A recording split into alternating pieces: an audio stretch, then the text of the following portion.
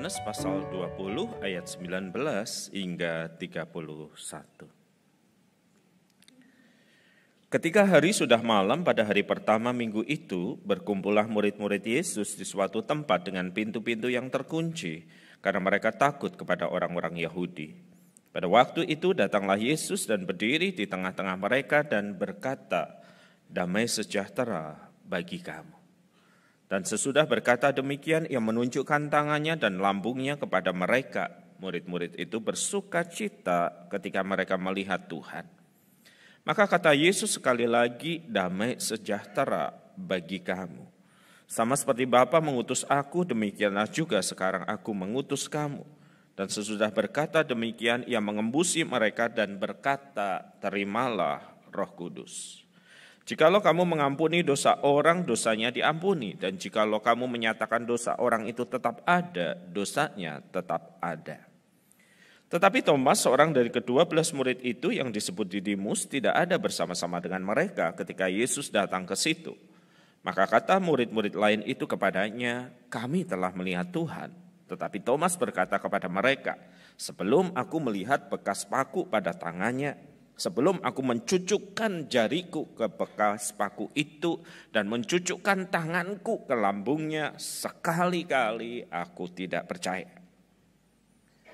8 hari kemudian murid-murid Yesus berada kembali dalam rumah itu dan Thomas bersama-sama dengan mereka. Sementara pintu-pintu terkunci, Yesus datang dan ia berdiri di tengah-tengah mereka dan berkata, "Damai sejahtera bagi kamu." Kemudian ia berkata kepada Thomas, "Taruhlah jarimu di sini, lihatlah tanganku, ulurkanlah tanganmu, cucukkanlah ke dalam lambungku. Dan jangan engkau tidak percaya lagi, melainkan percayalah." Thomas menjawab dia, "Ya Tuhanku dan Allahku." Kata Yesus kepadanya, "Karena engkau telah melihat aku, maka engkau percaya. Berbahagialah mereka yang tidak melihat namun percaya." Khotbah ini akan didasarkan pada Yohanes pasal 20 ayat 19 hingga 31. Bapak, Ibu, dan saudara sekalian, ketika Anda berdiri di depan pagar rumah Anda, mari kita ingat kembali ya, Anda pulang dari gereja, Anda pulang dari tempat yang lain, Anda berdiri di depan pagar rumah Anda, maka pertanyaannya adalah, ada berapa kunci yang harus Bapak Ibu buka sebelum Anda sampai ke tempat tidur? Ya, saya tahu ada orang yang punya satu pintu gerbang, pertama dibuka, kemudian kunci yang kedua adalah kunci masuk akses utama, dibuka, dan bagi sebagian orang, pintu kamar tidurnya juga ada kunci yang harus dibuka dari luar. Setidaknya ada 3 tuh kunci yang harus kita buka dari pagar, pintu utama, pintu tempat tidur. Mari kita lanjutkan pertanyaan ini dengan Bapak Ibu mengingat. Kalau untuk benda-benda berharga yang Bapak Ibu simpan di dalam rumah, mungkin jam tangan, mungkin emas, mungkin BPKB atau surat yang lain yang ada di rumah kita. Tuh, kalau dari pintu pagar kita perlu berapa kunci dibuka untuk sampai ke benda yang berharga itu? Pasti pintu gerbang pertama, pintu utama rumah, kedua, pintu kamar ketiga, pintu tempat lemari, tempat brankas keempat, pintu brankas kelima. Ya, saya tahu sebagian tidak menyimpannya di rumah, sebagiannya menyimpannya di SDB yang masuknya susah setengah mati. Sebagian mesti turun ke bawah, dikasih banyak pintu, dikasih banyak hal, supaya kita bisa merasa yakin, kita bisa merasa pasti bahwa kita itu aman, bahwa kita itu nyaman dengan benda yang kita anggap berharga. Jangan sampai hilang, jangan sampai dicuri orang. Nah, kita ini menjaga dengan baik apa yang kita anggap berharga. Barang-barang atau surat-surat dijaga baik-baik, jangan sampai hilang, jangan sampai dicuri, jangan sampai terjadi sesuatu yang tidak kita harapkan. Tetapi masalahnya adalah seberapa serius kita menjaga pikiran dan hati kita. Pikiran dan hati yang harus dijaga agar jangan sampai rasa damai sejahtera itu hilang dan dicuri. Sayangnya kita menjaga barang kita dengan baik. 5 kunci harus dibuka sampai ke emas kita, sampai ke jam tangan kita. Dimasukkan ke SDB yang aksesnya susah setengah mati. Tetapi barangkali kebanyakan dari kita membiarkan pikiran dan hati kita itu dimasuki oleh apapun juga. Nih beberapa hari yang lalu seorang ibu dan bapak dengan rasa cemas berkata begini, Pak WP sekarang kasusnya COVID naik lagi ya. Saya dapat forward berita dari bangun sampai kemudian saya tidur lagi. Saya bilang, Om dan Tante kalau dapat berita diperiksa dulu ini ada sumbernya atau tidak. Kalau cuman katanya, Om dan Tante juga bisa buat berita seperti itu. Iya Pak, sampai suami saya nggak bisa tidur, takut kalau sampai kejadian lagi. Dulu soalnya dia sempat di rumah sakit kan selama hampir 1 bulan. Lalu sang suami berkata, bukan cuma saya Pak WP, istri saya. Udah nggak bisa tidur, cerewet lagi. Kita ini jaga barang kita, apa yang kita anggap berharga dengan baik. Tetapi kita membiarkan pikiran dan juga hati kita dibombardir dengan begitu banyak berita yang setiap detik bisa mengalir dari smartphone kita. Nanti gelisah, nanti takut, nanti nggak bisa tidur, nanti nggak nyenyak tidur, nggak enak makan. Kalau sudah begitu, berada di dalam keadaan stres yang lama dan bisa menjurus depresi. Jangan hanya barang yang kita anggap berharga yang dijaga. Pikiran dan hati ini juga harus dijaga agar jangan sampai ada pencuri-pencuri damai sejahtera di dalam kehidupan kita. Apa sih Bapak Ibu yang bisa mencuri damai sejahtera kita? Mari kita perhatikan ayat yang ke-19 yang tadi kita baca.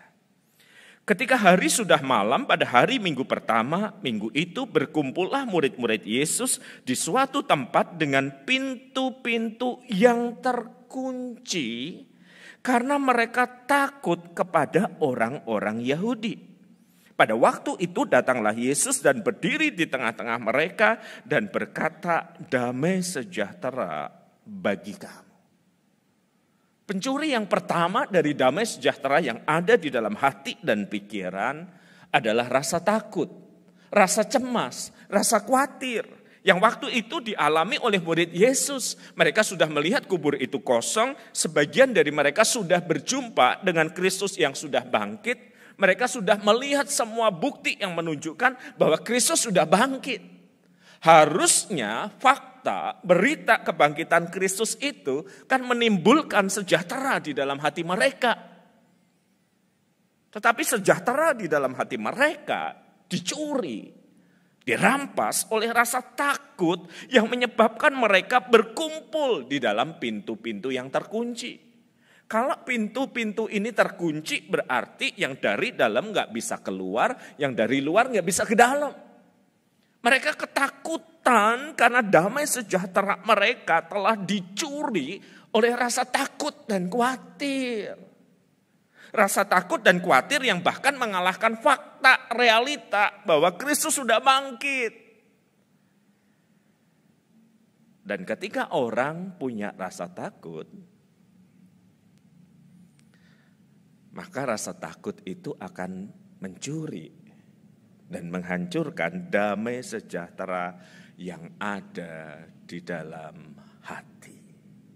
Para murid takut, jangan-jangan mereka akan mengalami seperti yang dialami oleh Yesus. Jangan-jangan mereka akan ada dalam situasi seperti Kristus yang tersalibkan. Rasa takut itu sekali lagi mengalahkan fakta dan realita bahwa Yesus sudah bangkit. Dan karena itu mereka berkumpul dalam pintu terkunci, beku, kaku, dan gak bisa kemana-mana. Ketika rasa takut mencuri damai sejahtera kita, pikiran kita ini logis gak sih jadinya? Ketika rasa takut itu mencuri damai sejahtera kita, rasa takut itu membuat kita bisa berpikir dengan lebih jernih, atau biasanya rasa takut itu bisa membuat kita berpikir gak jernih. Dari pengalaman Bapak Ibu gimana? Kalau tahu-tahu ada berita yang menakutkan, damai sejahtera hilang, pikirannya jalan bagus enggak? Pak WP, saya jam 5 pagi bangun Pak, saya ditelepon Pak. Ditelepon kata orang gitu ya, anak saya ditangkap polisi Pak. Kalau saya nggak segera deal dengan polisi itu, maka nanti anak saya akan kena masalah Pak. Saya gugup dan segera saya telepon Pak. Ke orang itu, segera kami buat deal, langsung mau transfer. Dan pada saat itulah, dalam kondisi rasa takut, damai sejahtera hilang, nggak jernih waktu mau transfer, itulah. Wifi di rumah mati Pak, koneksi data saya buruk. Belakangan itu saya syukuri, biasanya saya komplain kalau wifi mati, pakai data buruk, kali itu saya bersyukur. Saking takutnya saya nggak bisa berpikir rasional. Harusnya kan saya cek dulu sama anak saya, benar nggak nak kamu ditangkap polisi, benar nggak nak kamu kena kasus narkoba. Kalau dia nggak bisa dihubungi kan saya hubungi istrinya, kalau istrinya nggak bisa dihubungi kok saya harus hubungi anaknya. Gitu kan Pak proses berpikir logisnya kan. Tetapi gara-gara sudah takut duluan, nggak ada damai sejahtera, berpikirnya jadi kacau. Terselamatkan oleh wifi yang buruk dan koneksi data yang buruk. Saya mau bilang sama provider wifi-nya, kali ini saya nggak komplain, saya bersyukur koneksinya mati. Kalau koneksinya lancar, berapa banyak uang saya yang udah habis ditipu orang. Anda ingat keputusan-keputusan Anda yang Anda buat ketika Anda merasa takut dan cemas. Rasionalkah? Bijaksanakah? Atau sebenarnya di dalam kekalutan karena damai sejahtera itu hilang, maka itu menjadi sangat sembarangan, sangat sembrono. Dan kemudian kita sesali. Kita ini menjaga barang kita dengan hati-hati dan teliti. Jangan sampai hilang, jangan sampai dicuri orang. Tetapi kadangkala kita membiarkan ketakutan itu mencuri damai sejahtera kita. Sehingga kita nggak bisa berpikir dengan jernih. Dan di dalam ketidakjernihan ada banyak kesalahan yang kita buat. Takut kan nggak pernah membuat orang jadi pinter kan? Takut membuat orang jadi mengambil keputusan yang keliru. Maka jaga hati Anda, jaga pikiran Anda dari pencuri damai sejahtera, rasa takut. Yang kedua, saudara-saudara, yang sering kali mencuri damai sejahtera kita adalah apa yang kita akan temukan di dalam interaksi antara Yesus dan juga Thomas. Ayat 24 mengatakan, tetapi Thomas, seorang dari 12 murid itu yang disebut Didimus, tidak ada bersama-sama dengan mereka ketika Yesus datang ke situ. Jadi ketika Yesus datang dan berkata, damai sejahtera bagi kamu, Thomas itu nggak ada. Entah kemana nggak diceritain.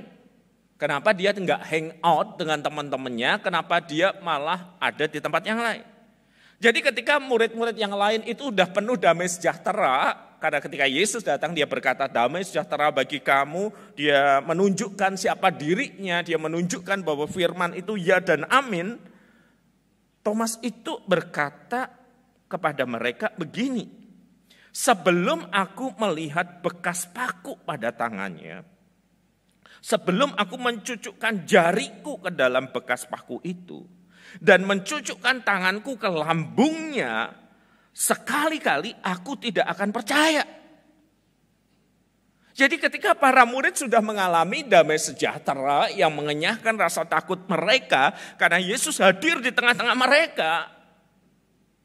Ini satu orang nih yang masih gelisah dan resah dengan tanda tanya. Pokoknya aku minta bukti, pokoknya aku minta sebuah pengalaman mencucukkan tanganku dan jariku. Ketika para murid sudah tenang karena Tuhan itu janjinya ya dan amin, hadir dan menghadirkan damai sejahtera, Thomas gelisah karena ketidakpercayaan. Dan kita tahu inilah pencuri damai sejahtera yang kedua, ketidakpercayaan.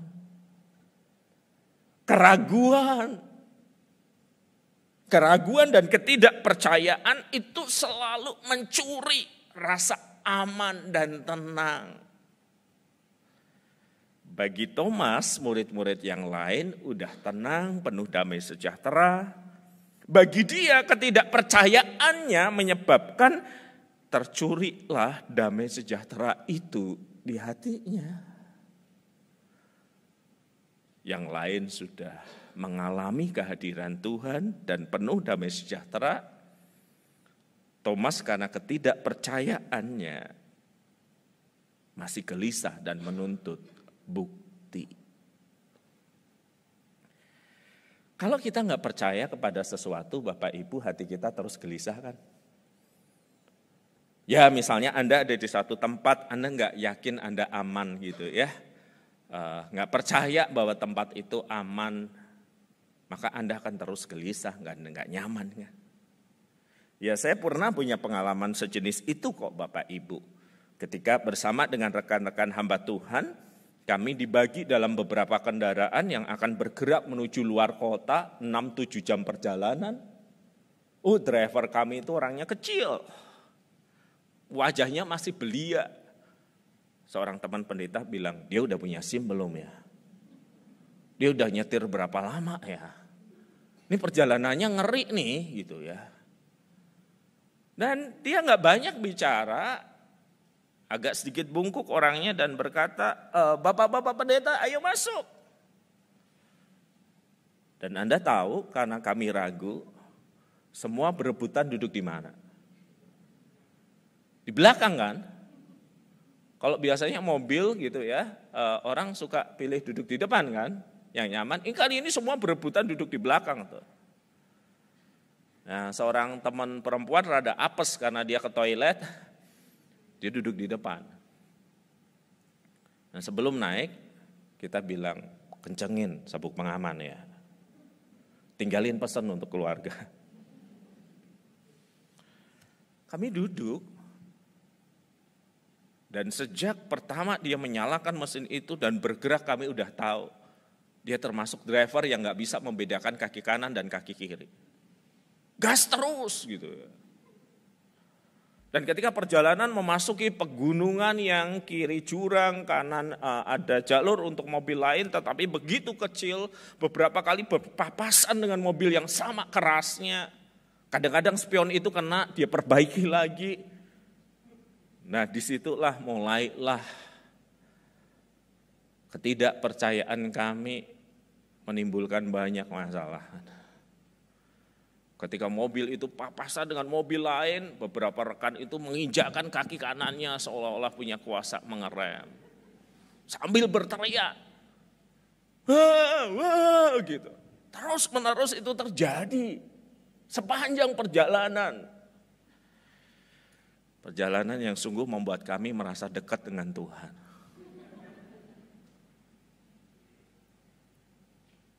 Dan karena kami ribut terus,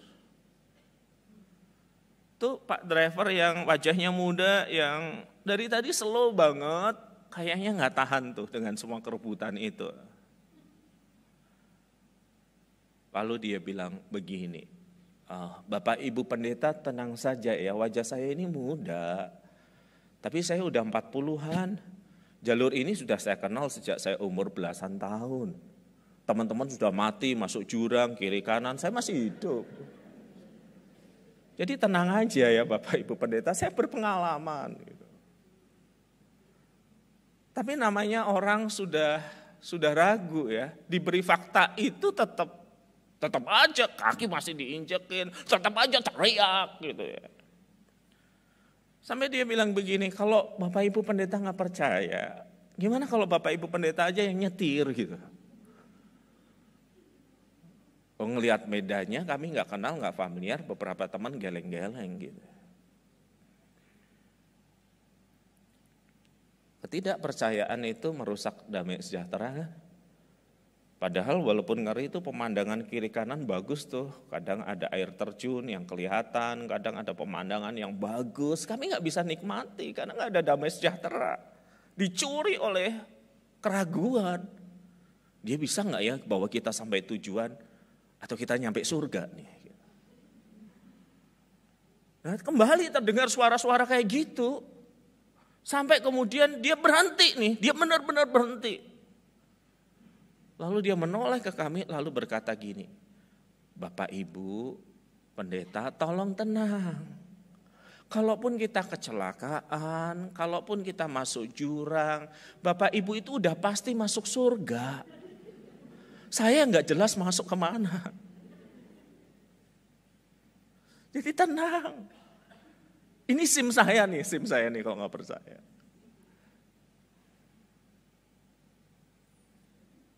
Ketidakpercayaan mencuri damai sejahtera kita.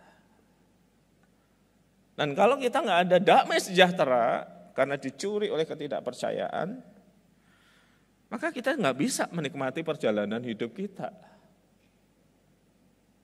Di mana-mana dibayangin keraguan. Di mana-mana dibayangin oleh ketakutan. Di mana-mana dibayangin dengan ketidakpercayaan.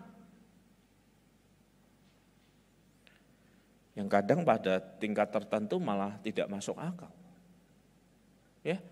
Saya punya teman yang tiap kali mau duduk itu dia periksa dulu kursinya, strukturnya. Dia tekan-tekan pakai tangan gitu. Ya mungkin dia pernah punya pengalaman yang buruk gitu ya. Tetapi lama-lama kalau modelnya kayak gini terus, dia nggak akan bisa duduk dengan tenang kan, dia akan selalu gelisah kan. Udah kursinya kuat ngelihat ke atas ya. Ini atapnya bagus nggak ya Pak? Kalau gempa tahan nggak? Nggak ada damai. Damainya dicuri oleh ketidakpercayaan. Selain juga rasa takut yang kita tadi telah percakapkan. Maka Anda tahu saudara apa yang Kristus lakukan ketika para murid itu damai sejahteranya dicuri oleh rasa takut, dicuri oleh keraguan dan pertanyaan. Kristus itu datang kepada mereka, dia tidak marah, dia membuka tangannya dan berkata, damai sejahtera bagi kamu. Kehadiranku ini loh membawa damai. Bahwa aku menggenapi firman yang aku katakan seharusnya jadi bukti yang cukup kuat. Dan untukmu Thomas, spesial, bonus. Nih masukin tanganmu, jarimu, masukin tanganmu. Kristus itu menghadirkan bahwa dirinya dan sabdanya layak untuk dipercaya. Dan kalau dirinya, sabdanya layak untuk dipercaya, maka seharusnya itu iman seperti itu akan mengusir ketakutan, akan mengenyahkan ketidakpercayaan kita. Ya tapi Pak WP sekarang kan saya nggak ngelihat Yesus langsung ya. Ya kalau Bapak Ibu mau berangkat duluan ngelihat Yesus langsung ya silahkan. Gitu. Tapi di dalam hidup saya sehari-hari ini terus gimana saya bisa melihat Yesus yang memberikan damai sejahtera, yang mengenyahkan rasa takut, yang mengenyahkan keraguan saya. Ini loh saudara-saudara jawaban Yesus kepada Thomas yang percaya setelah melihat. Ia berkata, karena engkau telah melihat aku, maka engkau percaya. Berbahagialah mereka yang tidak melihat. Tidak melihat bukti-bukti fisik dari kebangkitan Kristus itu. Berbahagialah mereka yang tidak melihat, namun percaya. Dan penulis Injil Yohanes menuliskan dengan mengatakan kalimat ini. Memang masih banyak tanda-tanda lain yang dibuat Yesus di depan mata muridnya yang tidak tercatat di dalam kitab ini, kitab Injil Yohanes. Tetapi semuanya yang tercantum di sini telah dicatat supaya kamu percaya bahwa Yesuslah Mesias Anak Allah dan supaya kamu oleh imanmu memperoleh hidup dalam namanya. Kita nggak ngelihat Yesus langsung, kita menjadi percaya karena firman, karena sabda. Karena firman atau sabda itulah yang kita biarkan memenuhi pikiran dan hati kita. Dan kalau sabda atau firman itu yang memenuhi pikiran dan hati kita, maka nggak ada ruang yang lain. Untuk keraguan, pertanyaan, dan juga banyak hal yang lain. Kata orang, apa yang kita makan, yang kita masukkan ke tubuh kita akan mempengaruhi kesehatan tubuh kita kan. Apa yang kita makan, apa yang kita minum. Begitu pula apa yang dikonsumsi oleh pikiran dan hati kita. Itu kan lama-lama mempengaruhi cara berpikir kita kan. Waktu sinetron Indonesia masih banyak yang nonton, dan sinetron itu pasti isinya ada ketidakjujuran, perselingkuhan. Saben hari mengkonsumsi itu. Lama-lama ibu-ibu juga bisa menjadi sangat curiga, jangan-jangan suami saya gitu kan. Apa yang kita masukkan ke dalam pikiran akan mempengaruhi diri kita gitu. Nah kalau saben hari yang kita masukkan di dalam pikiran kita adalah berita hoaks, sampah, ketakutan, kecemasan. Lama-lama itu juga yang mempengaruhi diri kita kan. Lalu mengapa tidak membiarkan sabda itu yang mempengaruhi diri kita? Yang Alkitab selalu berkata, berbahagialah orang yang merenungkan firman Tuhan siang dan malam. Yang membiarkan firman itu menguasai pikiran dan hatinya. Ketika firman itu menguasai pikiran dan hati kita, rasa takut, sirna, ketidakpercayaan terjawab. Kita ini susah payah loh menjaga barang kita. Barang berharga kita. Jangan sampai dicuri. Kalaupun maling masuk rumah saya Pak, dia akan kesulitan tuh menemukan harta benda saya. Aman Pak, saking amannya saya juga lupa kuncinya di mana.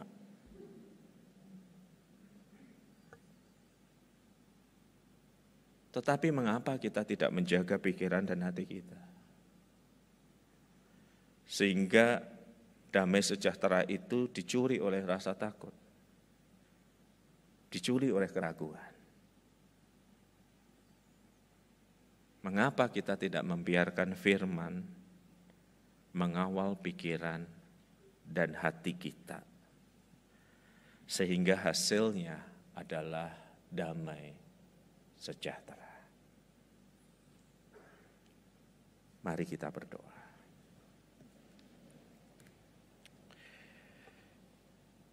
Inilah kami dengan rasa takut yang mungkin gak bisa kami ceritakan bahkan ke orang terdekat. Inilah kami dengan pertanyaan dan keraguan yang bahkan tidak sanggup kami sampaikan kepada siapapun.